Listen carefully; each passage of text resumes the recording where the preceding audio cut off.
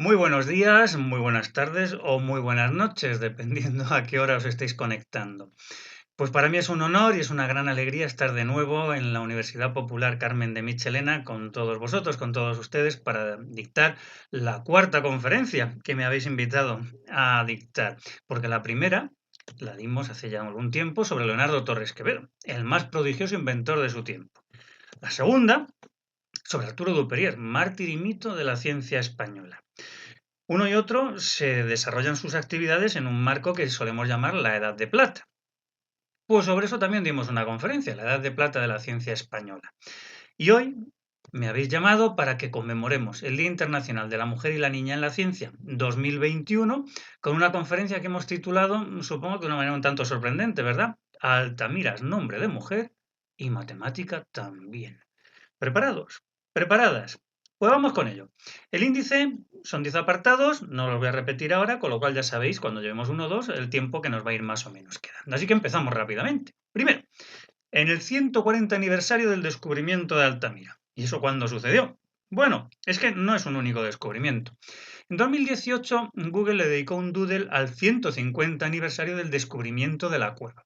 Bueno, eso quiere decir 2018, le quitamos 150, pues ya sabemos en qué año estábamos.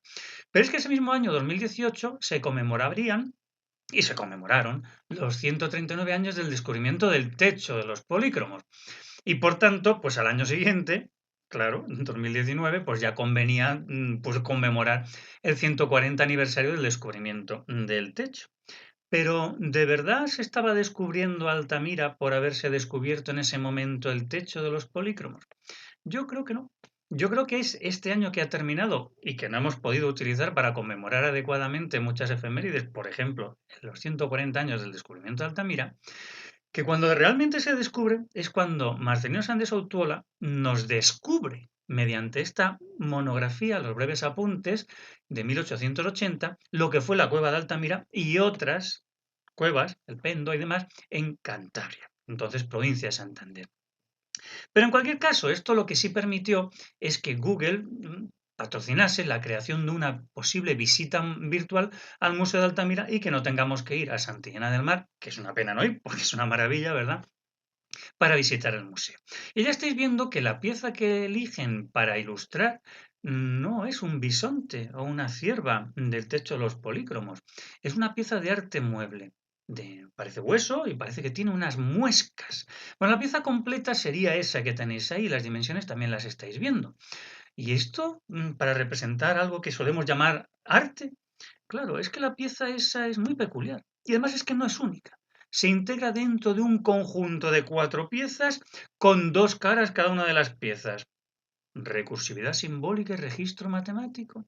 Ya vais viendo por dónde vamos, porque es que estamos hablando de esto. Estamos hablando de arte prehistórico y queremos hablar de historia de la matemática. Y diréis, ¿historia de la matemática?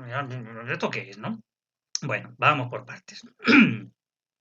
Si situamos en la línea del tiempo, desde el origen, digamos, sea el Big Bang o sea lo que sea, hacia el futuro, situamos siempre un punto especial, que es, claro, donde dejamos de estar en la prehistoria y empezamos la historia, que es la invención, el momento en el que nace la escritura, se inventa, se crea, se descubre, como queramos llamar, ¿no?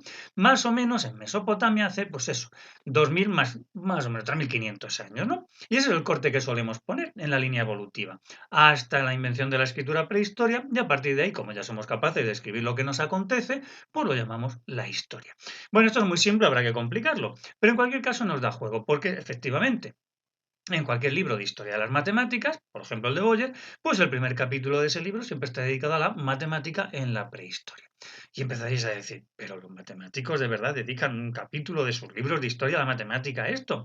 Y lo refieren a una pieza, a un hueso con unas muescas. Sí, sí, sí, casi todos, prácticamente todos ya.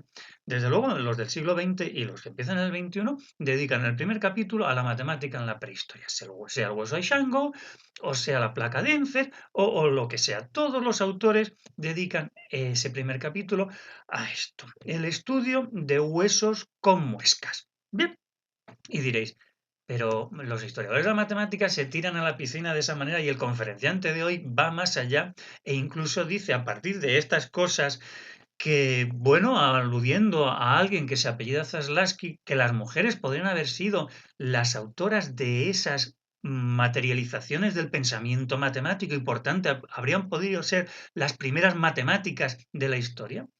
Bueno, nosotros no nos tiramos a la piscina así por las buenas. En principio, pues miramos la bibliografía y vemos lo que se ha escrito sobre estos temas. Hombre, y si miramos revistas como Science, pues todos queremos publicar en Science, en Nature, ¿verdad? Bueno, pues miramos qué se publicó en 1964, por ejemplo, y vemos que se publicó un artículo sobre notación lunar en los restos del Paleolítico Superior, marcas en los huesos y en las paredes de las cuevas que datan del Paleolítico Superior muestran observaciones lunares precisas. 1972, la misma revista, Science, notación y símbolo en el Paleolítico Superior.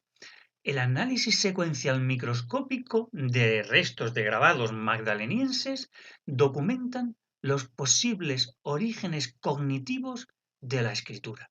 Anda, esto ya sí que está claro, pero vamos a ver, la escritura no estábamos diciendo que había nacido en Mesopotamia y que ese nacimiento de la escritura en Mesopotamia significaba el tránsito de la prehistoria a la historia. Pues vamos a ver en qué consistió ese tránsito. Lo situamos normalmente en esas fechas, más o menos 3300, 3500 a.C. y geográficamente en lo que hoy es Irak, y entonces llamábamos Mesopotamia, el territorio entre el Tigris y el Éufrates.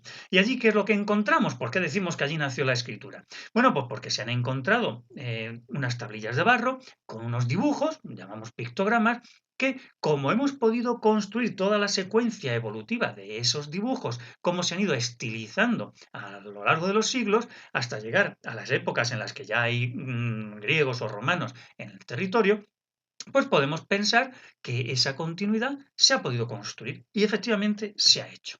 Y se han encontrado estas piezas que encontramos ahora en muchos museos y sobre todo las miles que hay en almacenes de los museos y de las universidades, donde tenemos esos pictogramas. Esos pictogramas en principio muy primitivos, pues bueno, parece un saco, puede ser una caja, bueno, muy bien, no se sabe, ¿no? Pero claro, a medida que los humanos, nuestros antepasados, aprendieron a seguir escribiendo, aunque fuese con estos pictogramas, pues fueron organizándolo y haciéndolo mucho más completo, ¿no? Y además ya se introduce una idea, el aprendiz de escriba. Esta idea es muy importante. Va a haber siempre un aprendiz de escriba o muchos aprendices de escriba porque hay un maestro que les enseña. Y hay un maestro porque hay discípulos. Y esto se conserva porque hay maestros y discípulos. Si no, se hubiese perdido esta invención del 3500 y en el 3400 ya no existiría. Y eso lo sabemos porque se han encontrado las tablillas del maestro y las tablillas de los discípulos, donde vemos al maestro que lo hace muy bien y el discípulo pues que está aprendiendo. Y además disponemos de una piedra roseta magnífica que permitió ya hace mucho tiempo descubrir el significado de estas escrituras. Pues la piedra roseta en este caso sería la inscripción de Beistún, porque está escrito en distintas lenguas. Sí, los caracteres son cuneiformes, pero claro, tenemos una versión elamita, una segunda versión elamita, hoy diríamos que pertenece a Irán, una versión persa, en persa antiguo, pero también versión babilónica. Claro, con conseguir descifrar cualquiera de estas lenguas, pues bueno, lenguas escritas, pues ya sabríamos más o menos por equivalencia las otras. Bueno, pues eso se ha conseguido, ¿no? Y esto es lo que encontramos, esta transmisión del lenguaje simbólico en Mesopotamia, lo encontramos, pues por ejemplo, en unas tablillas del siglo III o el primero antes de Cristo, tablillas babilónicas. Es decir, que esa continuidad ha llegado hasta prácticamente la época de la colonización en griega y luego romana, ¿no? Pero es que esto lo encontramos ya en época después de Cristo, que decimos en el año 61, por ejemplo, en el Museo Británico tenemos esta tablilla con información, que es que además por detrás está bilingüe, es bilingüe, y por detrás la tenemos en griego. Es decir, que este conocimiento lo tenemos bastante claro. Pero es que hay que tomarlo otra vez desde su punto de partida. Como hemos reconstruido hacia el final, hacia el principio, digamos, de la escritura, sabemos que esto tiene el mismo significado que estilizaciones posteriores y, por tanto, esto es escritura. En los pictogramas encontraríamos el origen de la escritura. No es arte, es escritura. ¿Y quiénes son los que han hecho esto? Pues los escribas. En general, la iconografía nos dice que varones. Bueno, que es así. ¿Qué le vamos a hacer? Aunque sea en el día de hoy, yo no puedo contaros otra cosa, ¿no? Y estos son los que van a garantizar la continuidad. Pero vamos un poquito más allá, para centrarnos en el tema. Es que lo que estáis viendo ahí no es solo escritura.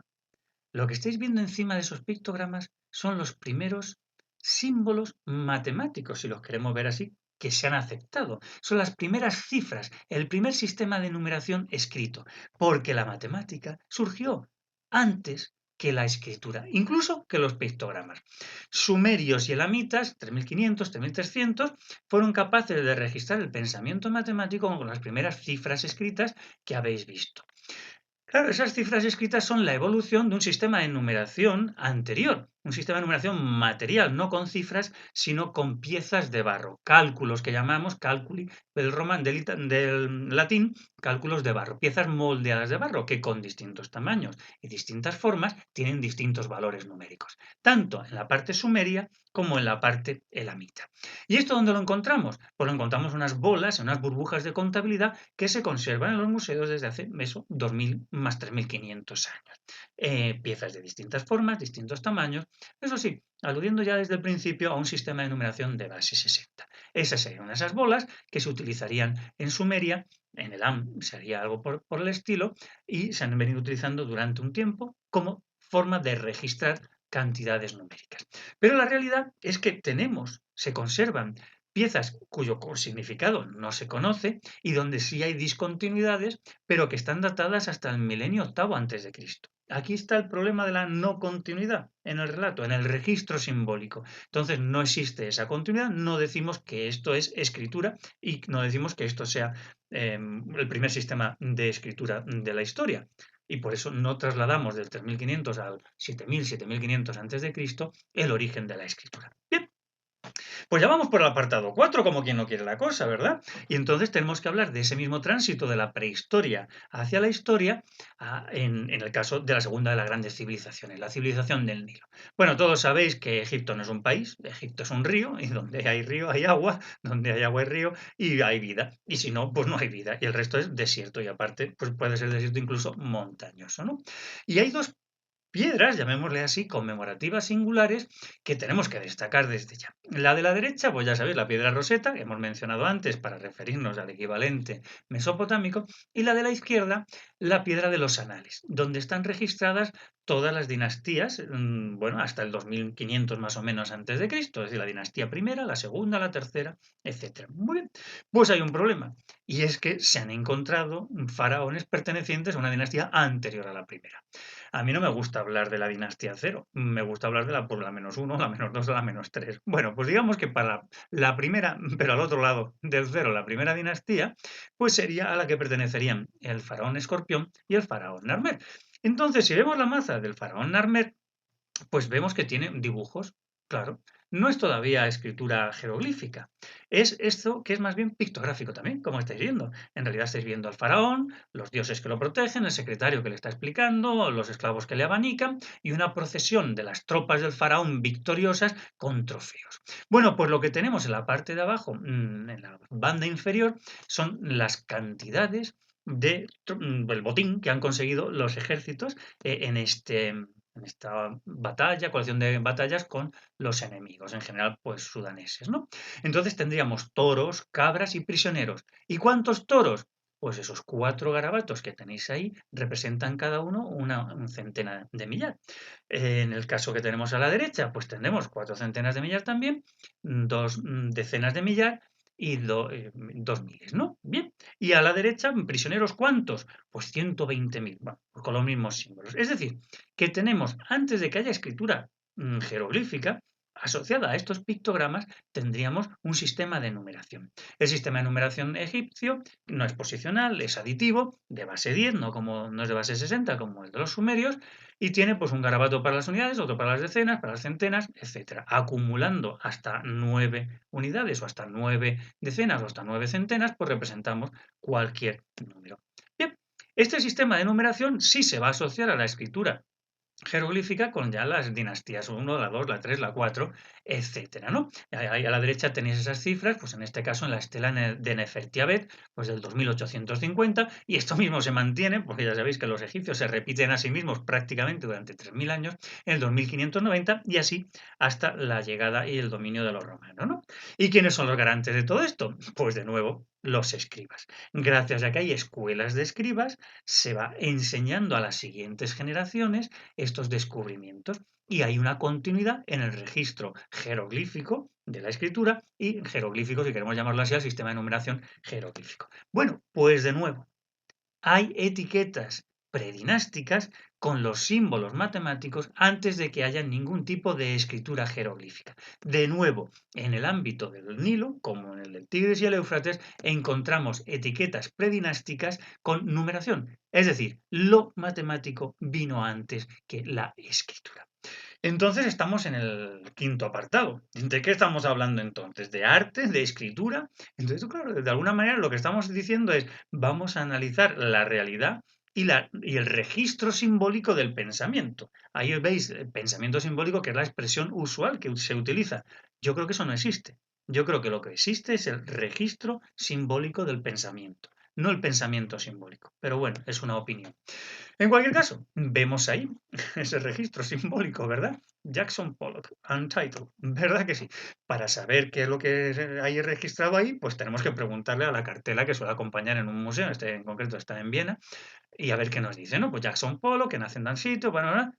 Sin título. Pero hombre, ¿y entonces cómo vamos a entender lo que está ahí representado? Ah, no pasa nada, si es que el arte contemporáneo requiere que alguien que sabe, porque la mayor parte somos unos ignorantes, nos explique, nos traduzca esta obra de arte que estamos incapacitados para entender. Pero ellos sí lo entienden, ¿verdad? Y entonces nos lo cuentan. Y lo que nos viene a decir es que no busquemos figuraciones, ni figuras, ni algo que entendamos, porque en realidad no se ha pretendido eso.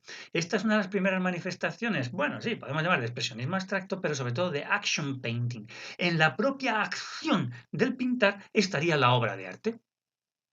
Bueno, oye, a mí no me miréis, es que es así lo que dice ahí, ¿no? Bueno, pues esto estamos en el comienzo, digamos, de la segunda mitad, está a punto de empezar la segunda mitad del siglo XX y esto se ha desarrollado muchísimo más. Pero claro, ya a mí me gusta más que quedarnos en lo hacia ahora, vámonos hacia atrás, ¿no? Entonces, ahí no entendíamos nada en Jackson Pollock. Sin embargo, unos años antes, en el Guernica de Picasso sí que entendemos. No sabemos exactamente si esto estaba preparado pues, por el llor ante la muerte de un torero y se adaptó, o si efectivamente Picasso lo tenía ya pensado y lo que estaba representando es el bombardeo de Guernica. Pero en cualquier caso, las figuras que estamos viendo bien no lo están pasando. ¿Verdad que no?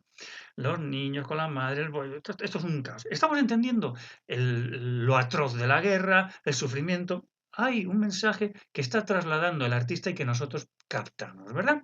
Hombre, si vamos hacia atrás en el tiempo, pues lo captamos mucho mejor, porque el arte figurativo es el arte clásico, es mucho más fácil de entender. A la izquierda tenemos a un rey en su majestad, Felipe III, a la derecha, bueno, pues un primer ministro, como queramos llamarlo, el conde duque de Olivares, bueno, no está de frente, está de lado, por lo aquello del protocolo, pero está claro que estamos viendo a un aristócrata, a un monarca y un caballo. Ahí no hay ni aristócratas, ni monarcas, ni caballos. Ahí lo único que hay son pigmentos sobre un lienzo. Pero el mensaje que ha querido transmitir el artista lo entendemos perfectamente. Si seguimos hacia atrás, pues también entenderíamos estos frescos en Pompeya, escenas de un lupanar. Bueno, no os los voy a explicar, aunque supongo que todos sois mayores de edad, pues buscáis en internet a ver qué escenas hay, que probablemente os lo paséis pipa, pero no me toca a mí contaros lo que estáis, pero lo entenderíais perfectamente. Como entenderíamos que ahí está Asurnasipal cazando leones, el tan valiente desde el carro, ¿no? Porque entendemos lo que se quiere transmitir ahí. Y aquí vemos también en el Palacio de Noxos, en Creta, pues las bailarinas danzando por encima del toro.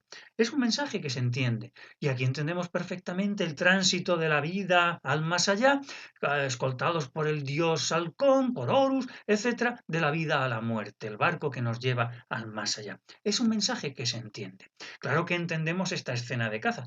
No entendemos si están rezando, si están simplemente representando una caza, si lo que quieren es representar algo para ver si cazan al día siguiente, pero ahí hay animales, ahí hay personas con armas, entonces la escena está más o menos clara.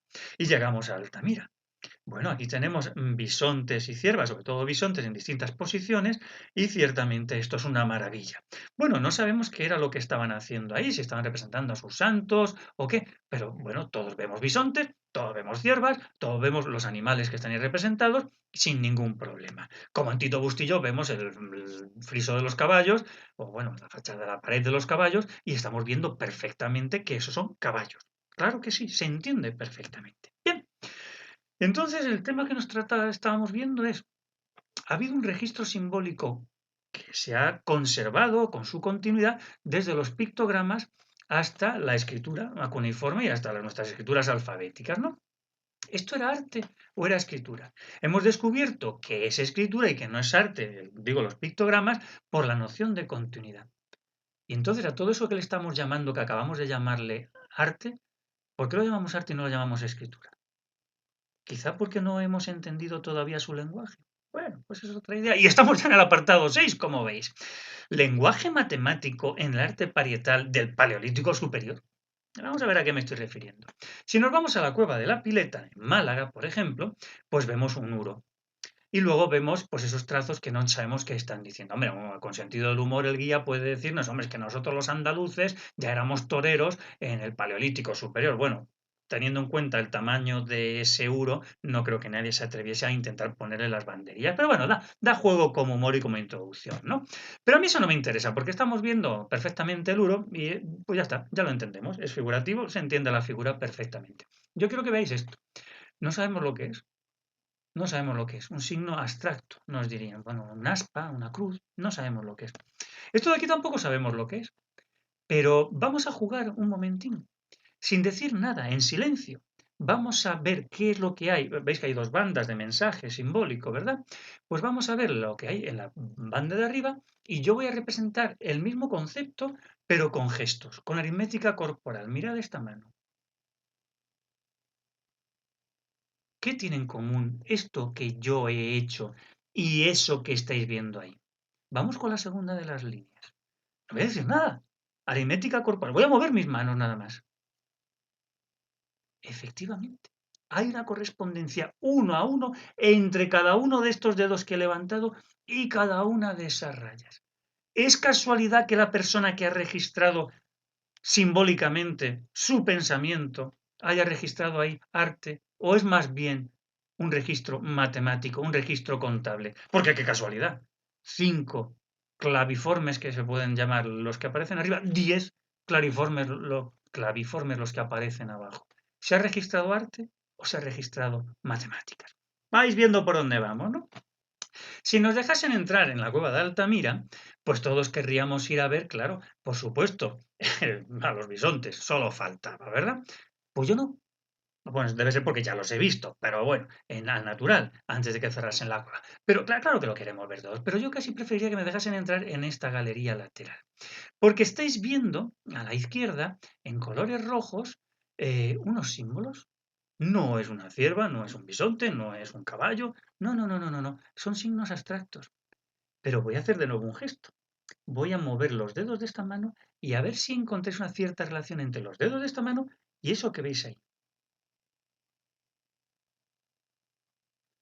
Sí, efectivamente, por casualidad quizá, hay 5 escaleriformes. Escaleriformes porque parecen peldaños de una escalera. ¡Qué casualidad! 5 escaleriformes. Yo quiero que me dejen entrar ahí y quiero que me dejen contar las escaleras, los escalones. ¿Os imagináis que fuesen múltiplos de 10? ¿Os imagináis que fuesen múltiplos de 20 o de 30? Sería extraordinario, ¿verdad? Bueno, pues es una tarea que nos queda pendiente. Esto me interesa mucho más.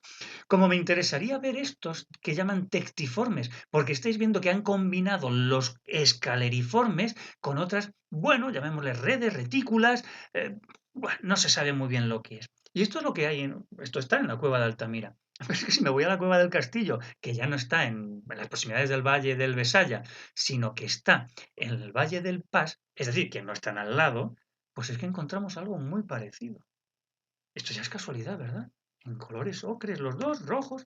Bueno, si nos vamos a Altamira, encontraríamos también en otros colores, otros textiformes, combinaciones de escaleriformes y otras agrupaciones simbólicas en otros colores. Ya no son óxidos de hierro, no son ocres, sino son pues, carbón, por ejemplo, ¿no?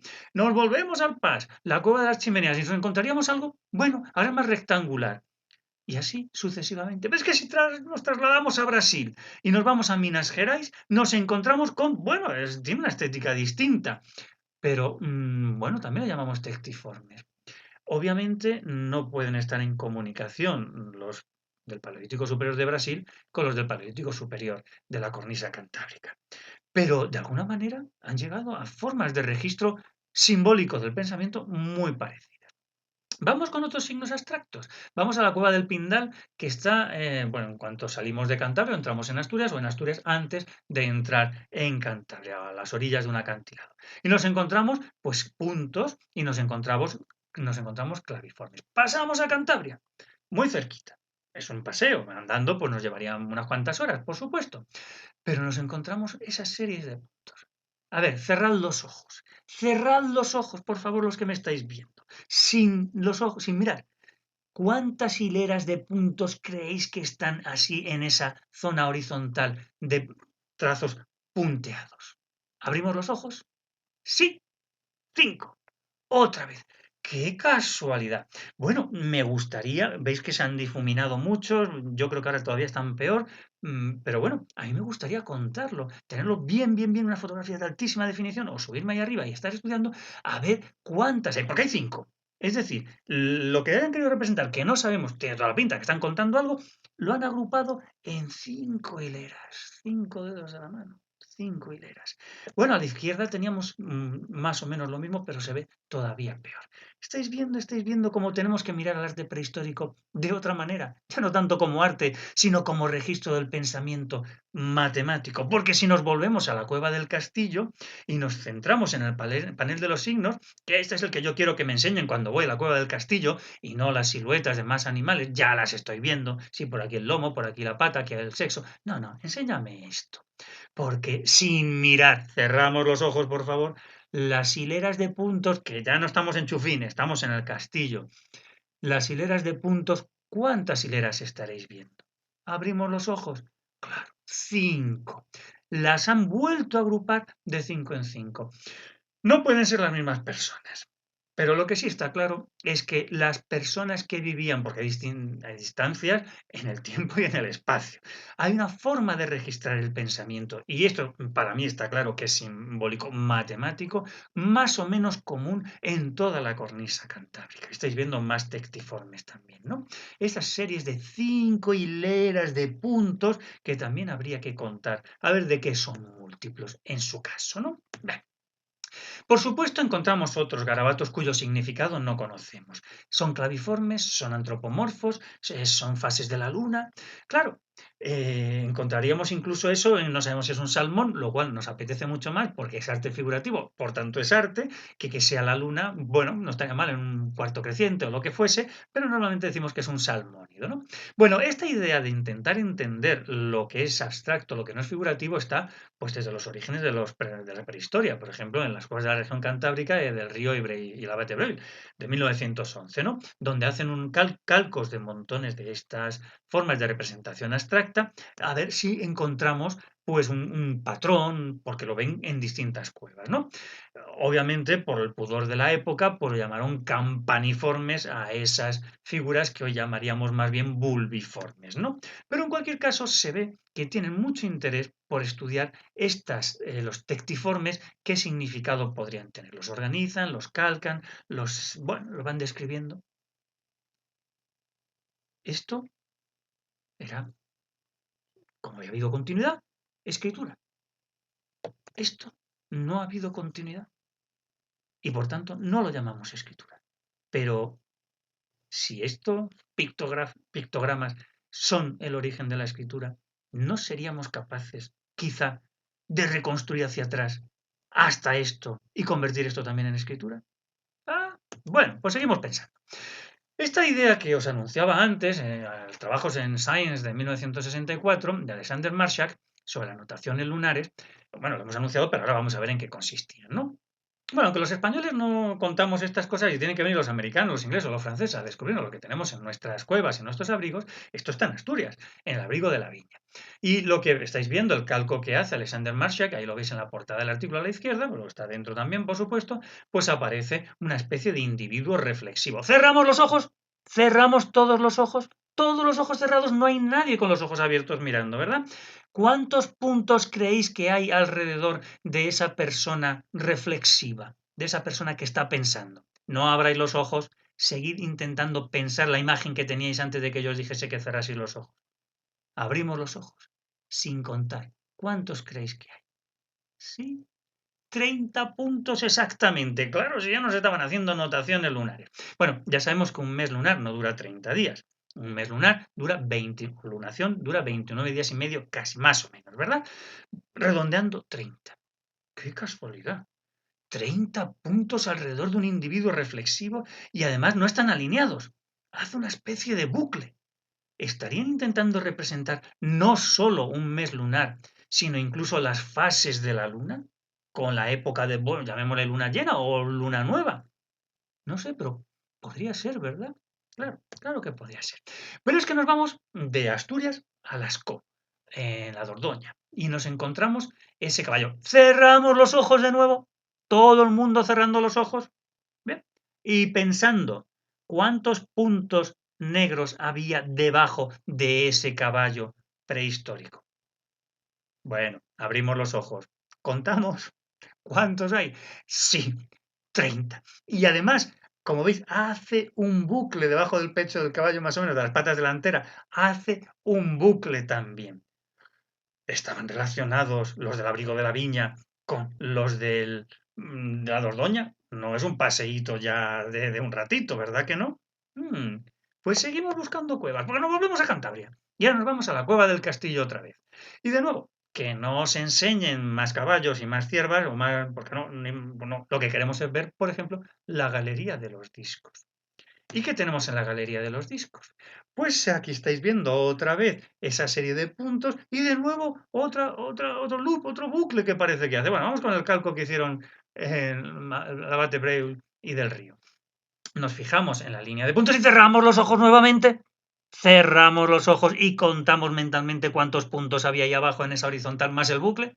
Abrimos los ojos. ¿Cuántos tenemos? 30. Claro que sí. ¿Cómo no íbamos a tener 30? Estáis viendo, ¿verdad? Parecía que no, pero empezamos a encontrar temas. Bueno, pues ya estamos en el apartado 7, como no quiere, ¿quién no quiere la cosa? Lenguaje matemático hasta ahora lo estamos viendo en el arte parietal, en el arte en las paredes de los abrigos rocosos o de las cuevas, ¿no?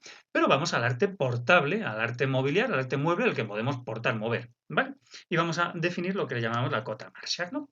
Como os estaba diciendo, todos los libros que tratan de la matemática en la prehistoria, pues se basa en eso, en arte mueble, en arte mobiliar, que, piezas que podemos transportar. Y la primera que se encontró fue ese hueso que estáis viendo ahí, el hueso del lobo de Moravia, que de alguna manera pues es el que se reproduce siempre, ¿no? Pero luego yo os voy diciendo, hay registro matemático antes de que exista el registro de lo que llamamos la escritura, ¿verdad? Por tanto, estamos intentando entender esto como registro matemático, no como registro artístico. ¿Y esto por qué lo hacemos? Bueno, pues si en Mesopotamia había una continuidad en el registro, es que esta forma de registrar mediante muescas en hueso o sobre todo en madera, lo que pasa es que, claro, del Paleolítico no vamos a pretender conservar madera. Todo lo que se haya grabado en madera se ha perdido. Tenemos que buscar un material que se conserve como es el hueso, ¿no? Bueno, pues es que esta forma de registrar el pensamiento matemático mediante muescas en piezas de madera o de hueso es que se ha conservado hasta hoy. Es que se sigue conservando lo que llamamos las tarjas. Y tan se han conservado así que a principios del siglo XIX todavía el Tesoro Real Británico seguía haciendo este registro y los encontramos en cualquier museo, en el Museo Británico, en el Science Museum, en el Pitt Rivers de Oxford, encontramos montones de tablillas. Y bueno, nuestros museos también antropológicos o de antropología, pues también podríamos encontrar estas formas de registro de lo matemático, ¿no? Bueno, pues porque esto es así, se ha conservado, entendemos que aquí hay matemática, ¿no? Bueno, volvemos a cerrar los ojos y dejáis que me escuchéis a mí con los ojos cerrados, por favor. Tenemos ese hueso, lo hemos tumbado o lo ponemos de pie, siempre el mismo, en distintas posiciones, y vemos que tiene muescas. ¿Cuántas muescas creéis que tiene?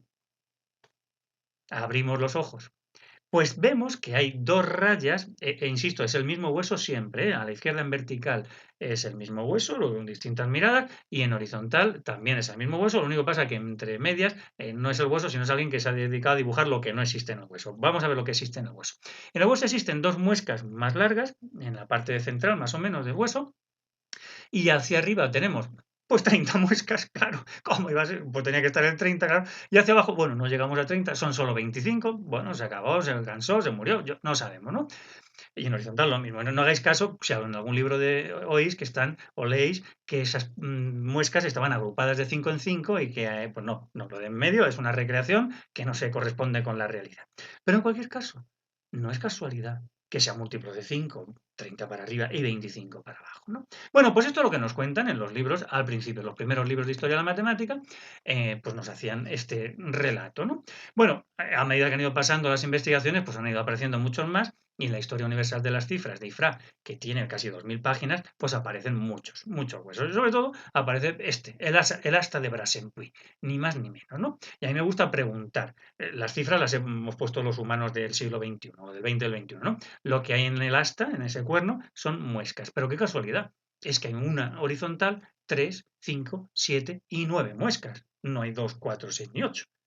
Y entonces, claro, nos ponemos a buscar cómo están unas con respecto a la otra y decimos, a ver, 9 y 3, 7 y 5. ¡Ostras! Si suman lo mismo. ¡Ostras!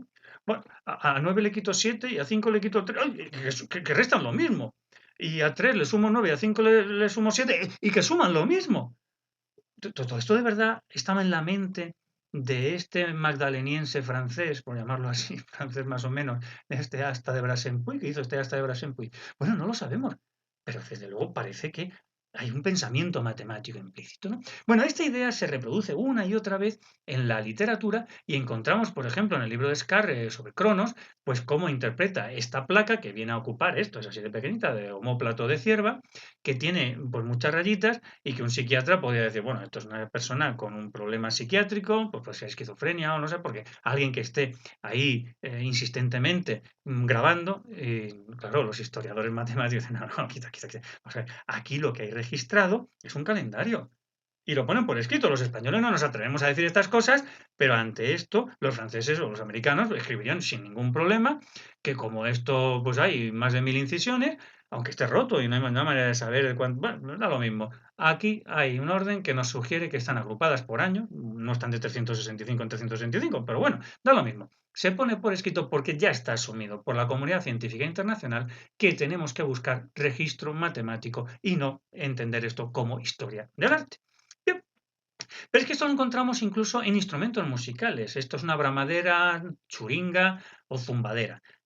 Digamos, tiene un agujero, como veis a la izquierda, le meteríamos una cuerda y la haríamos girar alrededor de nuestra cabeza a la vez que se va deshaciendo como el cable de un secador de pelo, ¿verdad? Bueno, pues todo eso haría que zumbase al moverse alrededor de nosotros. Entonces está muy bien. Pero para que zumbe más o menos no hace falta decorar la pieza. Y la persona que decoró esta pieza, oye, lo hizo de una manera muy curiosa. Hombre, podemos llamar historia del arte si queremos, pero me parece que esto es historia de la matemática en la prehistoria, porque parece claro que no hay ningún hueso en ninguna cierva o ciervo que tenga esa forma. No, se ha cogido un omóplato de cierva y la persona tenía una mente muy matemática, la ha ido puliendo y tenía una mente que entendía perfectamente el concepto de simetría, porque ahí hay dos planos de simetría, uno, digamos, longitudinal y otro transversal, porque esa pieza pues tiene esa forma, ¿no? Bien, pero además cuando nos ponemos, se hayan puesto a decorarla, el hueso de la cierva no estaba así, esto lo ha decorado una persona y tiene toda la pinta que lo primero que ha hecho es decorarlo a lo largo de, bueno, llamémosle ahora eje de simetría longitudinal, ¿no? Que ha ido dibujando todo eso. Cuando se hacen calcos y lo buscáis en internet, parecería que lo que han dibujado son rectángulos. No. Viendo la pieza más de cerca, vemos que lo que tiene son 5 líneas, 5 líneas, 5 líneas, 5 líneas, es decir, alternativamente ortogonales entre sí. Es decir, que está la noción de perpendicularidad, está de nuevo la base 5, la base auxiliar 5, y no son rectángulos, no, son cantidades 5, 5, 5, 5. Que a partir de esa figura inicial o esa línea de figuras iniciales, aritmética, registrada, pues tendríamos, como veis, a un lado y al otro esas series de puntos. Si contamos cuántas muesquecitas hay a lo largo de cada rayita horizontal, pues vemos que hay en torno a 10 también. Claro, es que esta persona también tenía 10 dedos en las manos, como tenemos nosotros, ¿no? Y luego ya, a ambos lados, pues tendríamos esas tres líneas paralelas, etcétera, etcétera, etcétera. Es decir, una mente muy matemática registrando pensamiento matemático en un aparente instrumento musical. Pero a mí me gustó llamar, hace ya más de, pues yo qué sé, fue en 2004 creo que fue, Lakota Marshak, al análisis que hace Alexander Marshak de, por ejemplo, esta pieza que estáis viendo ahí, ¿no? Esta placa de Enfer. Porque en la placa, bueno, viene a ser más o menos así, no es mucho más grande que esto, ¿de acuerdo? Más o menos. Y lo que pasa es que hay una zona donde hay, pues, con un punzón de piedra, que os podéis imaginar que por muy fuerte que fuese la piedra, pues se va a romper porque eso es hueso y tenemos que ir taladrando. Bueno, pues como veis, tiene esa forma, haciendo un recorrido, los puntos van haciendo un recorrido. Y entonces, bueno, pues si tintamos esos agujeritos, lo que hizo Alexander Marshak es mirarlo con un microscopio, a ver, y entonces, pues bueno, pues va viendo que eso que tienen distintos grosores, distintas profundidades, bueno, y entonces pues llega a una conclusión. Y la conclusión a la que llega, lo publica en Science, es que lo que hay ahí registrado pues son fases de la Luna. No es múltiplo de 29,5, ni de 30, ni de 29, ni de 28, ¿no? Pero pues, son 69, pero da lo mismo. Él entiende que son fases lunares.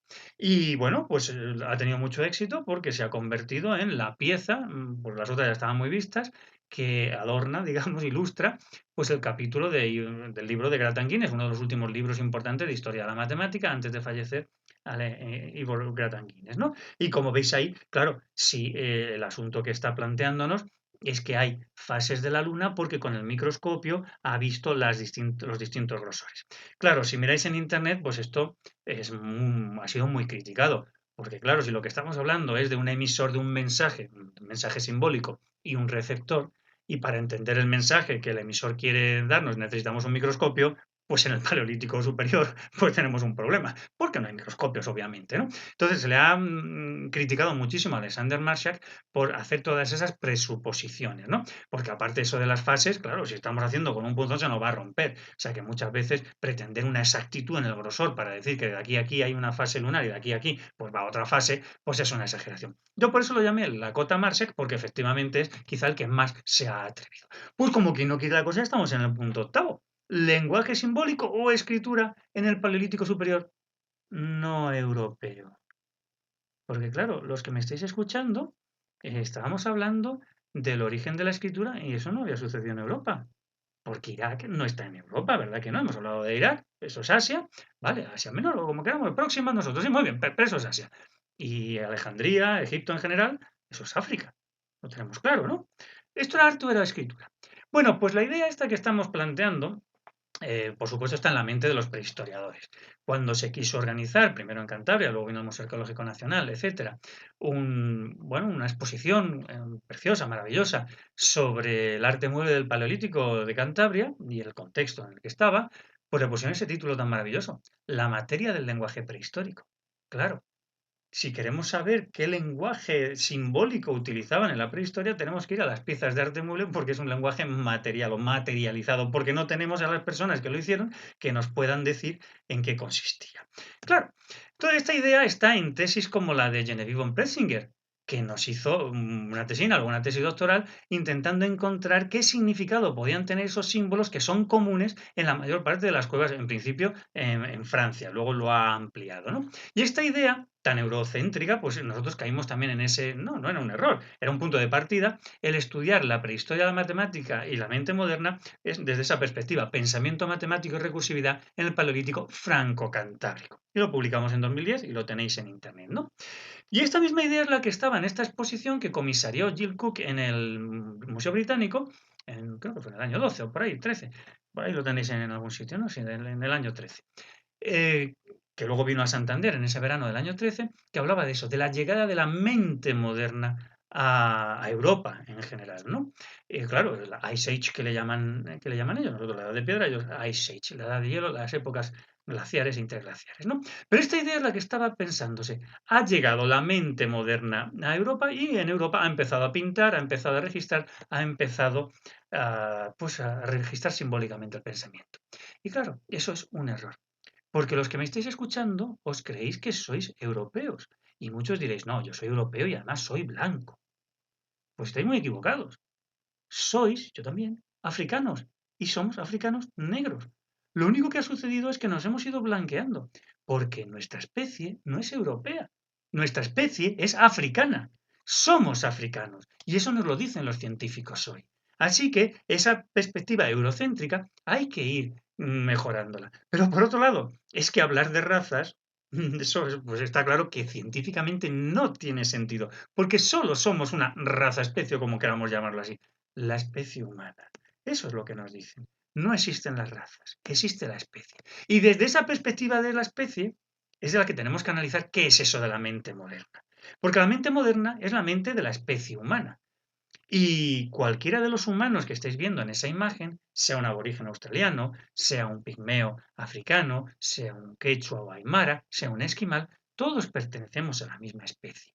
Y niños de cualquiera de estos grupos poblacionales sometidos, dicho de broma, al sistema educativo, pueden llegar cualquiera de los hijos de cualquiera de ellos a catedráticos de física teórica sin problema. Porque somos todos la misma especie, todos más o menos igual de inteligentes. Y todos podemos hibridar entre todos nosotros, hombre y mujer, de cualquiera de esos grupos poblacionales, si son fértiles, claro, si tienen problemas, no, pues hibridan y su descendencia es fértil. Y entonces decimos, pero vamos a ver, si todos los humanos que estamos hoy pertenecemos a la misma especie y nuestra especie surge en África y todos somos más o menos igual de inteligentes y somos igual de inteligentes y pertenecemos a la misma especie que los descendientes de los que nunca salieron de África, entonces eso solo puede querer decir que lo característico de nuestra especie, que es esa mente moderna, ya la tenían en África nuestros antepasados antes de empezar a salir de África. Claro, porque si nuestra especie surgió en África, bueno, a 130.000, hace 200.000, dicen que 300.000, bueno, no lo sabemos, ya nos lo dirán, ¿no? Pero en cualquier caso, las características cognitivas que tenía nuestra especie las tenían antes de salir de África nuestros primeros antepasados. Porque no se volvieron inteligentes por llegar a Europa, aunque todos los libros estén escritos así, o por llegar a Asia. Eran inteligentes y la misma inteligencia la tenían antes de salir. Es decir, que no solo somos africanos, sino que nuestra inteligencia es africana. Y ahí surgió. Y claro, ¿dónde hay que buscar restos? Pues donde hay que buscar los restos es en África, que serán mucho más antiguos que los europeos, como no puede ser de otra manera. Bueno, pues en Sudáfrica ya se han empezado a encontrar formas de registro simbólico que intentamos interpretar, ¿no? Y en África encontramos, por ejemplo, el hueso de bombo. Cerramos los ojos otra vez, por favor. Cerramos los ojos. ¿Cuántas muescas hay en ese hueso lebombo? Abrimos los ojos sin contar. ¿Cuántas muescas hay? ¿Cuántas? ¿30? No, 29 porque está roto, pero solo cabría una más. 30, seguro. El hueso que tenéis debajo es de Papúa Nueva Guinea, del siglo XIX. Lo encontraron los misioneros holandeses. Las tribus de Papúa registraban simbólicamente las cantidades numéricas en un hueso con 30 muescas. Claro, es que somos la misma especie. Bueno, pues de todos los huesos que se han ido manejando, el más afamado, el más estudiado ha sido el hueso Aishango, que está en el Museo de Ciencias Naturales de Bruselas como uno de los 10 milestones, de los 10 hitos. Tiene un stand, bueno, hay 10 piezas singulares que tiene su stand propio, porque aquel que no tenga mucho tiempo, pues ya ve esas 10 piezas y entonces pues ya disfruta de la esencia y ya se puede ir. No hace falta que vea un museo que como todos estos museos impresionantes pues llevaría muchas horas, ¿no? Y el hueso Aishango, ¿qué es lo que tiene? Bueno, le podemos dar al botón para que gire, ¿no? La longitud viene a ser más o menos como la de este dedo que estáis viendo ahí, el grosor, bueno, un poquito menos, pero más o menos, y tiene muescas en su contorno. Es como un cilindro, pues la superficie cilíndrica tiene muescas. Bueno, pues como se publicó ese artículo en Scientific American de Jan de Heinzelin, muy profundizado, muy bien escrito y muy asumido por toda la comunidad científica, pues lo que él propuso se integran los paneles de ese stand tan maravilloso que estáis viendo en pantalla, donde se explica el hueso Aishango. Bueno, pues ¿y qué viene ahí, no? Bueno, pues lo que nos viene a decir, ni más ni menos, es que, está en varios idiomas, por supuesto, es que ahí hay representadas algo muy importante. Hay representado un sistema de numeración decimal, hay representado ni más ni menos que un sistema que nos está dirigiendo ya Nilo abajo hasta la desembocadura del Nilo. Bueno, Egipto, digamos, el Egipto de los faraones, porque hay 3 muescas, 6 muescas, 4 muescas, 8 muescas, 5 muescas, 10 muescas, es decir, parece que hay una duplicación y como los egipcios multiplicaban duplicando, pues tiene toda la pinta, nos vienen a decir, porque también hay panafricanistas, no solo paneuropeístas, que esa forma de contar, de multiplicar por duplicación, pues ya se sabía en las fuentes del Nilo y fue bajando en los miles de años después hacia la desembocadura del Nilo, ¿no? Y a la derecha veríamos que como hay 11 muescas separadas de 21 y 19 separadas de 9, pues tendríamos 10 más 1, 10 menos 1, 20 más 1, 20 menos 1, de modo que el sistema decimal parece que lo dominaban perfectamente. Pero es que incluso a la izquierda tendríamos 11, 13, 17 y 19 muescas, separadas, porque están separadas entre sí, ¿no?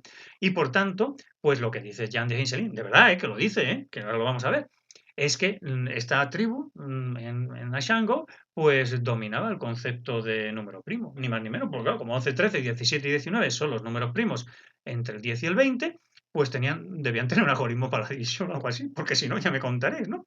Sobre rayas. Es lo que hay a la izquierda, lo que estáis viendo. Eso es el hueso de Shango. Pero bueno, eso es lo que nos están diciendo. Y es que es lo que nos dicen en esos stands, ¿no? Oscura matemática. Estos grupos sugieren multiplicación, 3 y 6, 4 y 8, en números primos. Todo eso nos lo está diciendo ahí. ¿Verdad que sí? Lo estáis leyendo. Pero además es que nos dice que hay una ruta río abajo que pudo llegar hasta Egipto. Esto es lo que nos están diciendo. Que esto es el origen casi de la matemática africana. Bueno, pues esto de hueso y Shango se incorpora a la mayor parte de los libros que se han escrito hasta ahora, porque claro, hay mucha matemática implícita si aceptamos lo que de Einstein publicó en Scientific American. Bueno, ya estamos en el apartado 9. Esto se está terminando, pero se está poniendo interesante, ¿no? ¿Y cómo lo hemos titulado? Ni más ni menos. Altamiras, nombre de mujer. Y subtítulo, La conjetura Zaslavsky. ¿Y esto qué es lo que es? Pues vamos a ver. Claudia Zaslavsky era una matemática que, bueno, se dedicaba a los pueblos, digamos, africanos, sobre todo de África, y por tanto, pues le ponían el prefijo de etnomatemática, ¿no? Bien, escribió un libro sobre el número y patrón en las culturas africanas, pero en realidad el título que llevaba es eso, África cuenta, en el doble sentido, de que realiza contabilidad, que allí también se cuentan cosas, claro, y se ha contado desde la prehistoria, y sobre todo que hay que tenerla en cuenta, claro, que hay que tener en cuenta África, ¿no? Y entonces reinterpreta, Alexander Marshall ya había dicho cosas también, reinterpreta lo que vemos ahí a la derecha como que no es solo todo esto que hemos dicho, que por supuesto también hay que admitirlo, sino que en realidad lo que hay representadas ahí son ni más ni menos que unas cantidades muy singulares, 6 ciclos menstruales. Sí, no es que me haya dado un yuyu, que eso es lo que dicen. Hay representados 6 ciclos menstruales. Y entonces, sí, pero vamos a ver. Ahí no hay más que rayas, ¿eh? Ahí está claro que hay rayas. Pero bueno, si lo trasladamos nosotros a nuestro sistema gráfico, pues vemos que hay 11, 21, 19, 9 que suman 60. Bueno, pues 2 veces 30, venga, 2 meses, ¿no? Vale. A la izquierda, 11, 13, oye, qué casualidad, pues que suman 60 también, ¿no? Sí, pero 6 ciclos menstruales, ¿dónde está? El ciclo menstrual de media son 28, pues tenía que ser 56, 56 y 56, ¿no? Y claro, si es que están ahí, nos dice Claudia. Claro, mira, si a 60 le quito 4, ¿cuánto me queda? 56, 28 más 28. Muy bien, me guardo ese 4. La columna a la derecha, pues lo mismo, ¿no? Me guardo ese otro 4. Se lo sumo el 4 más 4 al 48 y ¿cuánto da? 56. Ah, pues ya está. Resuelto. Aquí están registrados 6 ciclos menstruales y por tanto, eso es lo que yo llamé la conjetura Zaslavsky, pues tiene toda la pinta de que lo ha tenido que hacer una mujer, porque ya me contéis a qué varón le va a dar por hacer ese recuento, ¿no? Y dice, pero Paco, tú te lo estás inventando. Entonces, no, no, no, no.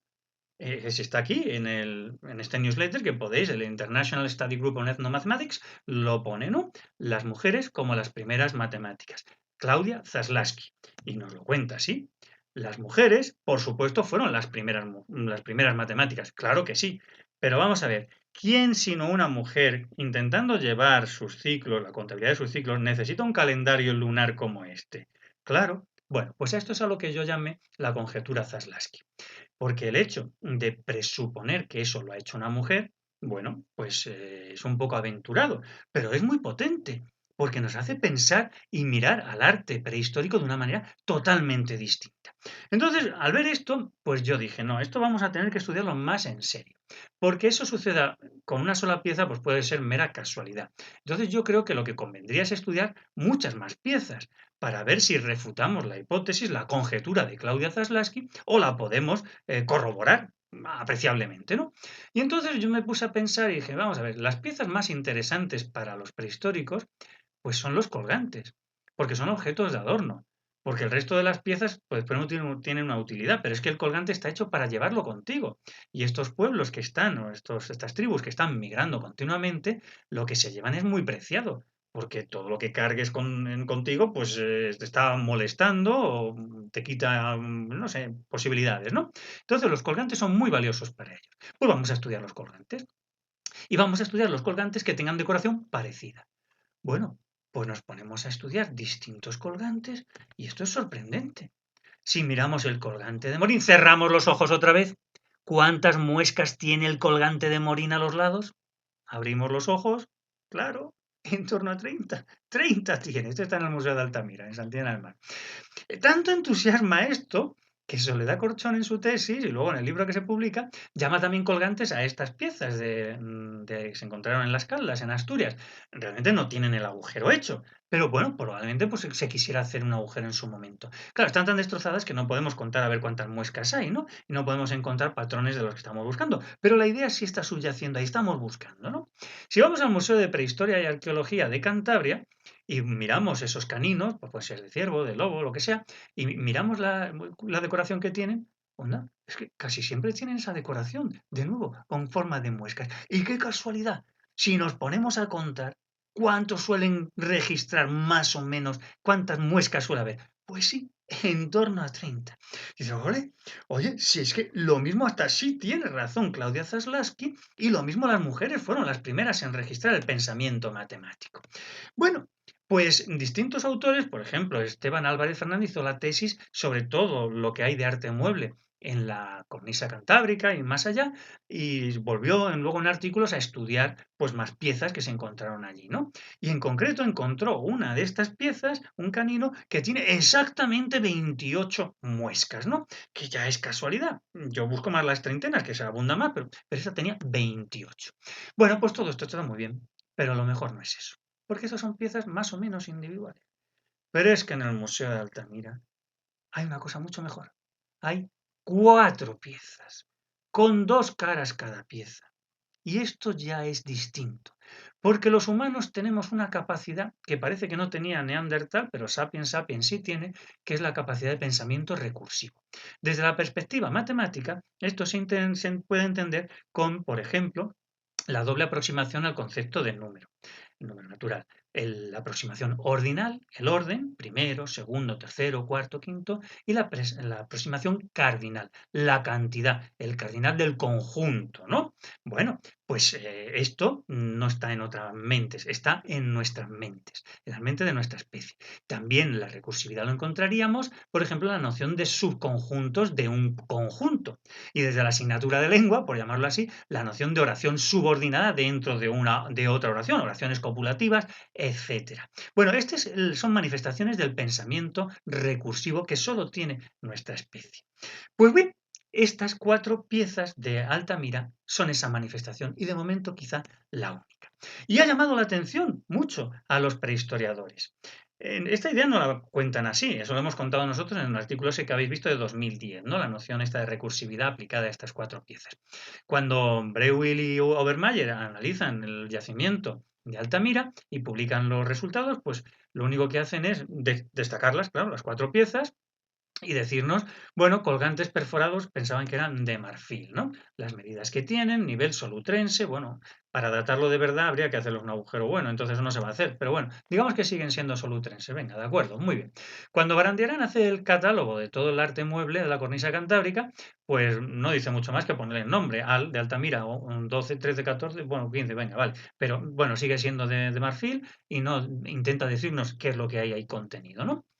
Bueno, se organiza en Solutren una exposición sobre el arte solutrense en Francia. O bueno, y aquí ya descubren que, mira, esto no está hecho de marfil, esto es hueso y oides de caballo, ¿no? Y esto nos lo explica Álvarez Fernández en su tesis perfectamente, que es el hueso y oides de caballo, más o menos la nuez, y cómo se pueden sacar piezas como estas de ese hueso yoide, o de varios huesos yoides, ¿no? Esteban no nos cuenta más, no quiere aventurar, es una interpretación de qué es lo que se ha querido registrar ahí, ¿no? Pero nos explica el formato, ¿no? Bueno, pues esto es lo que Google ha querido seleccionar, ha querido coger para el motivo decorativo de este museo, ¿no? Pero es que vamos más allá, porque estamos intentando corroborar la conjetura Zaslavsky. Y entonces nos ponemos a estudiar. Aquí hay alguien que ha cogido esos huesos y oídos de caballo, los ha troceado, los ha más o menos preparado y los ha dispuesto, les ha hecho los agujeros y ha empezado a decorarlos. A ver, los que me estáis y las que me estáis oyendo. Va a preparar 8 unidades de expresión conceptual simbólica. Y no va a pintar cabezas de cabra o de cierva. Va a registrar cantidades numéricas. Y va a ir registrando ordinalmente la primera, la segunda, la tercera, la cuarta. y va a interpretarlo cardinalmente. Cuando termina, la cantidad que tiene pensada, pasa a la siguiente pieza. Ordinalidad y cardinalidad. Unidades de expresión dentro de una unidad de expresión mayor. Mujeres que me estáis escuchando, varones también. ¿Me queréis decir qué varón del Solutrense iba a dedicar su tiempo a preparar 8 unidades de expresión simbólica, de registro del pensamiento matemático, para llevar la contabilidad de 8 veces 30? A mí me parece que ninguno, ni en el Solutrense, ni en el siglo XXI, ningún varón iba a perder el tiempo, perder entre comillas, haciendo eso. Pero una mujer sí, y no solo por placer matemático, que podría ser, sino por supervivencia. Esto es de vida o muerte. Saber cuándo una mujer va a dar a luz, va a parir, es de vida o muerte, porque no es lo mismo parir tranquilamente en la entrada soleada de una cueva que parir en mitad de la nieve cuando toda la tribu está migrando. La interpretación que hacemos nosotros es que esto solo pudo ser obra de una mujer que quería saber cuándo iba a parir. Desde que constata la primera falta, lleva el registro de 30 más 30 más 30, 8 veces 30, y cuando acabe de contar, de registrar esas cantidades, sabe que le quedan muy poquitos días para parir. Es la interpretación, por supuesto, conjetural como cualquier otra, pero que más se aproxima a que, digamos, Claudia Zaslavsky podía tener razón. Y por tanto, las mujeres, por pura necesidad vital, podían haber sido perfectamente las primeras en registrar el pensamiento matemático en la prehistoria. Esto se va además relacionado con, por ejemplo, el tamaño de las manos que están registradas al negativo, que no son manos de varón, sino son manos o de mujer o de niño. Y esto ha hecho que se haya llegado a aventurar, si no habrán sido las mujeres, las pintoras, por ejemplo, de las pinturas de Altamira. Bueno, yo hasta ahí no llegaría, pero lo que sí parece claro es que esos escribas del Paleolítico pudieron ser mujeres y que fueron las garantes de la continuidad, porque mientras los varones estaban cazando, ellas también les acompañaban, pero a cuesta con los niños es difícil. Y existe en nuestra especie algo que no existe en la mayor parte de las demás, es la supervivencia de la abuela más allá de la menopausia. Es decir, que esas enseñanzas de una generación a otra podía darlas perfectamente la abuela a la madre. Es decir, que tenemos aquí todavía tema para trabajar. Bien, por eso yo digo, Altamira es nombre de mujer y matemática también. Y esta interpretación matemática es tan razonable como cualquiera de las interpretaciones de todo lo que se hace en prehistoria, porque no tenemos a sus protagonistas. Bueno, esto lo podéis leer en distintos artículos, un libro de la Sociedad Cántabra de Escritores, en internet le dais y sale este artículo, en el diario Cantabria de Público. En The Conversation también podéis descargaros otro artículo, programas de radio, con Hal en Entre Probetas, y en la BBC la entrevista esta que me hicieron, que, bueno, una entrevista escrita, que podéis leer, porque esto es algo interesante. Pero esta noción que hemos visto de las continuidades y las discontinuidades me llevaron a hacer un poquito, a dar un pasito más allá. Y es que lo mismo, lo que estamos llamando prehistoria, hay que corregirlo un poquito. Y hay que darle una dimensión distinta a esa otra categoría, a eso que hemos llamado la protohistoria de nuestra especie. Porque habíamos empezado con este gráfico. El nacimiento de la escritura como punto de corte de la prehistoria y el comienzo de la historia. Pero es que esto es muy deficiente. Si vamos al Museo Arqueológico Nacional, bueno, la escala va contrayéndose, claro, bueno, miles de años y luego ya pues, quedan a ser cientos. Tenemos la etapa de la prehistoria, oscura, bueno, va, y antes de llegar a la historia tenemos algo que llamamos protohistoria. Es decir, que ya se contempla una etapa llamada protohistórica, pero claro, si vemos cuánto ocupa, pues en realidad es que ocupa unos siglos nada más. Oye, para dos prefijos de antelación que tenemos, pre y proto, desperdiciar el proto pues solo para unos siglos parece como poco, ¿no? Bueno, pues así está organizado el Museo Arqueológico Nacional. Si subís a la primera planta, pues la protohistoria pues, se referiría a esos años o esos siglos en los que, bueno, todavía pues, han empezado a llegar fenicios, han empezado a llegar griegos, romanos, y bueno, ellos escriben, ¿de acuerdo? Y nosotros no. Y entonces un poquito esa es la idea de la protohistoria. Si preguntamos, por para acabar pronto a Wikipedia, ¿qué es protohistoria? Pues nos diría que la protohistoria pues estudia aquellos grupos humanos ágrafos, es decir, que no escriben, de los que se tienen noticias, pues gracias a los que sí escriben. Entonces, pues serían los íberos porque nos hablan de ello, pues, griegos y romanos, ¿no? Por ejemplo, bueno, sería la segunda edad del hierro, ¿no? Para la escuela francesa, pues serían las sociedades protohistóricas europeas, serían aquellas que se desarrollaron a la vez que se desarrollaba la escritura en Oriente Próximo. Entonces sería una prehistoria reciente, pues de nuevo, del Calcolítico a la Edad de Hierro. Y bueno, en la interpretación más generalizada, más moderna, pues estudiaría aquellas sociedades que se encontraban en la transición a la cultura escrita. Pero sea cual sea. Pero es que vamos a desperdiciar ese prefijo proto para esto nada más. Entonces yo creo que tenemos que tener en cuenta esto otro que hemos dicho, que todos somos africanos, que nuestra especie, si se caracteriza por algo es por la inteligencia, esas capacidades intelectuales, y ya las teníamos en África antes de salir. Que no existen razas, que somos todos la misma especie, además nos hemos comido a todos los demás, y todos los que estamos en la Tierra pertenecemos a la misma especie. Claro. Entonces, yo digo, ¿no estaremos equivocándonos un poquito? ¿Qué es lo que de verdad están buscando los prehistoriadores cuando analizan este lenguaje simbólico en el arte parietal o en el arte mueble? Pues yo creo que lo que están buscando es una escritura. Están buscando un lenguaje simbólico común a toda nuestra especie y preferiblemente común desde antes de que nuestra especie saliese de África. Eso es lo que están buscando. Están intentando reconstruir esas discontinuidades que se producen. Y desde mi perspectiva están intentando convertir en escritura, y no sé si lo saben, todo este simbolismo, todo esto que hemos llamado arte no figurativo, arte abstracto, en el arte del Paleolítico superior. Claro, quieren completar esas discontinuidades. No quieren que la escritura inicial sean esos pictogramas, quieren llevarlo mucho más atrás, un lenguaje simbólico común, porque se han encontrado las mismas grafías en distintos lugares de la Tierra. ¿Existiría ese lenguaje? Entonces yo creo que lo que estamos diciendo es, si nuestra especie es la única que escribe, esa capacidad de escribir, escribiésemos o no, hubiésemos aprendido o no, la teníamos que tener desde que somos especie. Porque la capacidad la tenían y la tienen los que se fueron de África y los descendientes de los que se quedaron. Luego tiene que ser una capacidad anterior. Tiene que ser algo que no va a salir a los 20.000 o 30.000 años por casualidad de una especie que ya existe, sino que lo que va a caracterizar a nuestra especie, entre otras cosas, no solo la anatomía, sino la capacidad intelectual. Y por tanto, yo creo que habría que organizar esto de otra manera.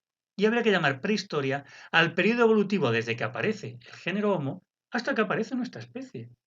Protohistoria desde que aparece nuestra especie, que es la única que tiene capacidad para escribir, hasta el momento, que ya sabemos que es diferente en cada lugar del mundo, en que nuestros antepasados en ese lugar empezaron a escribir. E historia y así, el periodo y que también es diferente en cada lugar del mundo, desde que nuestros congéneres empezaron a escribir. A mí me parece que esto es mucho mejor. Y entonces la aparición del género Homo en el Big Bang sea el origen de la prehistoria, bueno, se hace 2,5 millones o hace 3 o 4 o los que sean, ¿no? Entonces, prehistoria desde la aparición del género Homo hasta que aparece nuestra especie, sea hace 200.000 o 300.000 años. Y protohistoria desde que aparece nuestra especie, con esa capacidad de escribir, escriba o no escriba, hasta que escribe. Y ya historia a partir de ahí. Bueno, pues hemos cumplido el índice que nos habíamos propuesto, desde el aniversario de Altamira hasta una nueva categoría de la protohistoria. Sí, esta era la idea, conmemorar el Día Internacional de la Mujer y la Niña en la Ciencia el 2021 y lo quería conmemorar la Universidad Popular Carmen de Michelena. Y me proponían una conferencia y yo creía que tenía que ser algo así.